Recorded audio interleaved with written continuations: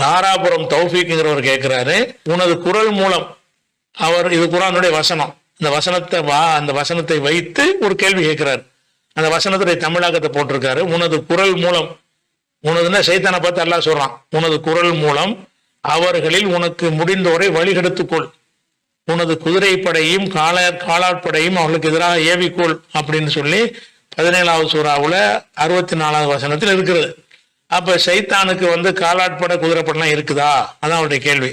சைத்தானை நோக்கி அல்லாஹ் சொல்லுகிறான் 17:64, உனக்கு நீ மக்கள் வழிகெடுத்துக்க, நீ வழிகெடுக்கிறதுக்கு உன் குதிரைப்படையை வச்சுக்க, உன் காலாட்படையை வச்சுக்க, எல்லா படையும் திரட்டிக்கிட்டு போய் கூட நீ வழிகெடுத்து பாரு, நல்லடியார்களை உனக்கு எடுக்க முடியாது, கெட்டவங்களை தான் கெடுக்க முடியும் அப்படின்னு சைத்தான்கிட்ட சொல்லி அல்லாஹ் அனுப்புறான். அந்த வசனத்தில் உள்ளதுதான் இது 17:64. இவருடைய கேள்வி என்னன்னு கேட்டா, சைத்தானுக்கு குதிரைப்படை இருக்குமா, காலாட்படை இருக்குமா அப்படின்னு சொல்லி கேட்குறாங்க. இந்த குதிரைப்படை காலாட்படை எல்லாம் வந்திருக்க, அதை நேரடியாக குதிரைப்படை காலாட்படைங்கிற அர்த்தம் எடுக்கலாம். எப்ப எடுக்கலாம்னு கேட்டா, ஒரு இராணுவ தளபதியை பார்த்து குதிரைப்படையெல்லாம் திரட்டிக்கப்பா, காலாட்படையெல்லாம் திரட்டிக்கன்னு சொன்னா அந்த சொல்லக்கூடிய இடத்தை வைத்து நேரடி அர்த்தம் தான் அது கொடுக்கணும். அதே நேரத்தில் நமக்கு ஒரு எதிரி இருக்கிறான், அவன்கிட்ட இராணுவம்ல ஒன்றும் கிடையாது, நம்மளை அழிக்க பல வகையில பிளான் பண்றான், அவனை நோக்கி இப்படி பேசுறோம், உன் குதிரைப்படையை சேர்த்துக்க, உன் காலாட்படையை சேர்த்துக்க அப்படின்னு சொன்னா அவன்கிட்ட குதிரைப்படை இருக்குன்னு அர்த்தம் கிடையாது, காலாட்படை இருக்குன்னு அர்த்தம் கிடையாது. எப்படி இராணுவத்துல இந்த மாதிரி பல படைகளை வைத்து வேலை செய்வாங்களோ அந்த மாதிரி நீ பல குழுக்கிறவன் சேர்த்துக்க, நீ உன் குதிரைப்படையெல்லாம் கூப்பிட்டுக்க, யானைப்படையெல்லாம் கூப்பிட்டுக்க அப்படின்னு சொல்லுவோமே. ஆனால் யானைப்படை குதிரைப்படை இல்லாதவரை நோக்கி இதை சொன்னால் அந்த அர்த்தம் கொடுக்க முடியாதுல்ல. யானைப்படை குதிரைப்படை இருக்கிறவனை நோக்கி சொன்னால் யானைப்படைக்கு யானைப்படைன்னு அர்த்தம், குதிரைப்படைக்கு குதிரைப்படைன்னு அர்த்தம். யானைப்படையும் இல்லை குதிரைப்படையும் இல்லை, ஒரு சாதாரண ஒரு எதிரி, அவனை நோக்கி நீங்க பேசுறீங்க, உன் படையெல்லாம் கூட்டிட்டு வா, உன் யானைப்படையெல்லாம் கூட்டிட்டு வா பார்த்துருவோங்கிறீங்க.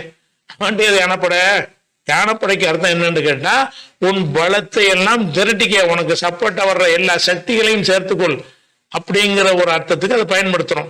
அப்ப சைத்தானுக்கு அவன் குதிரையில் ஏறி போறவனா, அவனே உருவமற்றவனாக, கண்ணுக்கு தெரியாத ஒரு படைப்பாக அவன் இருந்து கொண்டிருக்கிறான். மின்னல் வேகத்தில் இங்கே அங்க போவான், அங்க இங்கே வருவான். அவனுக்கு என்னது குதிரை என்னதுக்கு? குதிரையில போனான்னா இன்னும் ஸ்லோவாகி போயிடும். அவனுக்கு குதிரைப்படையில போனான்னு அவனுடைய வேகமே குறைஞ்சு போயிடும். அப்ப குதிரைப்படை காலாட்படைங்கிற இந்த சொல்லு உலகம் முழுவதும் எதுக்கு சொல்லுவாங்கன்னு கேட்டா, ஒருவனுடைய ஒட்டுமொத்த பலத்தை சொல்வதற்கு சொல்லுவாங்க. உன் படையெல்லாம் கூப்பிடு, உன் குதிரைப்படையெல்லாம் கூப்பிடு, உன் யானைப்படையெல்லாம் கூப்பிடு அப்படின்னு சொன்னோமே. ஆனால் அப்ப என்னது? அப்ப உன்னுடைய எல்லா சக்திகளையும் திரட்டி கொள்ளுங்கிற அர்த்தத்துல தான் இந்த வார்த்தை அதிகமான இடங்களில் பயன்படுத்தப்படும். இராணுவத்தில் தவிர, எங்கே குதிரைப்படை காலாட்படை இருக்குமோ அந்த இராணுவத்தில் தவிர வேறு இடங்களிலும் இந்த சொல் பயன்படுத்தப்படுகிறது. இராணுவத்துக்கு மாத்திரம் இது பயன்படுத்தப்படாது.